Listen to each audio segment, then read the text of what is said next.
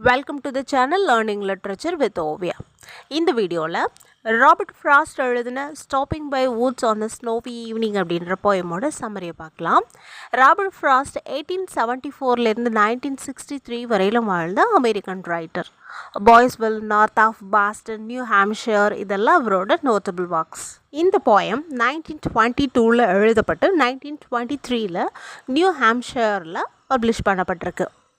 லூயிஸ்க்கு எழுதின லெட்டரில் இந்த போயத்தை தான் ஃப்ராஸ்ட் அவரோட பெஸ்ட் ரிமெம்பரன்ஸை சொல்லியிருக்காரு. நம்மளை டெம்ப் பண்ணுற பல விஷயங்களுக்கு முன்னாடி நம்மளோட ரெஸ்பான்சிபிலிட்டிஸ் தான் ரொம்ப இம்பார்ட்டண்ட் அப்படின்ற ஒரு விஷயத்த சென்ட்ரல் மெசேஜாக வச்சு இந்த போயம் எழுதப்பட்டிருக்கு. ஒரு ட்ராவலர் அவரோட குதிரையில் காட்டு வழியாக போய்கிட்டு இருக்காரு. அப்போது அந்த காடு யாரோடதாக இருக்கும் அப்படின்னு அவருக்கு தோணுது. இந்த லேண்ட் ஓனரோட ஹவுஸ் பக்கத்தில் இருக்கக்கூடிய ஒரு வில்லேஜில் தான் இருக்கும் அப்படின்னு நினைக்கிறாரு.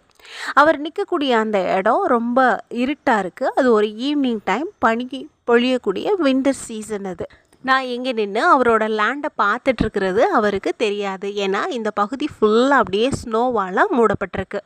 செகண்ட் ஸ்டான்ஸால் என்னோட லிட்டில் ஹார்ஸ் நான் ஏன் இங்கே நின்றுட்டுருக்கேன் அப்படின்னு நினைக்கும் அப்படின்னு சொல்கிறாரு. ஏன்னா ஒரு பக்கம் வுட்ஸ் இருக்குது, இன்னொரு பக்கம் ஃப்ரோசன் லேக் இருக்குது. இந்த இயரோட விண்டர்ஸ்னால் இந்த லேக்கும் உறைஞ்சி போயிருக்கு. இதை தவிர இந்த இடத்துல எந்த ஃபார்ம் ஹவுஸும் இல்லை. அப்படி இருக்கும்போது எதுக்கு நான் இங்கே நின்றுட்டுருக்கேன் சம்மந்தம் இல்லாமல் அப்படின்னு என்னோடய ஹார்ஸுக்கு தோணும் அப்படின்னு சொல்கிறாரு. தேர்ட் ஸ்டான்ஸால் அவரோட லிட்டில் ஹார்ஸ், அந்த ட்ராவலரோட little horse is anything wrong அப்படின்னு கேட்குற விதமாக அவருக்கு அதோட கழுத்தில் கட்டியிருக்கக்கூடிய பெல்லை ஆட்டுறதா சொல்கிறாரு ட்ராவலர். அந்த இடத்துல அந்த ஹார்ஸோட பெல் சவுண்ட், விண்டோட சவுண்ட், அப்புறம் மரத்துலேருந்து காஞ்சு விழக்கூடிய அந்த இலைகளோட சவுண்டு, இதை தவிர வேறு எந்த சத்தமும் அந்த இடத்துல இல்லை. லாஸ்ட் ஸ்டான்ஸால் அந்த வுட்ஸோட அழகாக அட்மையர் பண்ணுறதா சொல்கிறாரு அந்த ட்ராவலர். வின்டர் சீசனோட அந்த பனிப்பொழிவும் ரொம்ப அழகாக இருக்குது, அது ரொம்ப டார்க்காகவும் இருக்குது. இது எல்லாத்தையும் அட்மையர் பண்ணிகிட்டு இருக்கும்போது ட்ராவலரோட மைண்டில் ஒரு விஷயம் தோணுது. அவர் தூங்குறதுக்கு முன்னாடி அவர் ட்ராவல் பண்ண வேண்டிய தூரம் ரொம்ப பெருசு. அதுக்கு தூங்குறதுக்கு முன்னாடி அவர் போய் சேர வேண்டிய இடத்துக்கு போகணும் அப்படின்னு நினைக்கிறாரு. இந்த ஸ்னோவி ஈவினிங்கில் அங்கே நின்று அந்த வுட்ஸோட அழகாக அட்மையர் பண்ணுறதுக்கோ அங்கேயே ரெஸ்ட் எடுக்கிறதுக்கோ அவருக்கு டைம் இல்லை.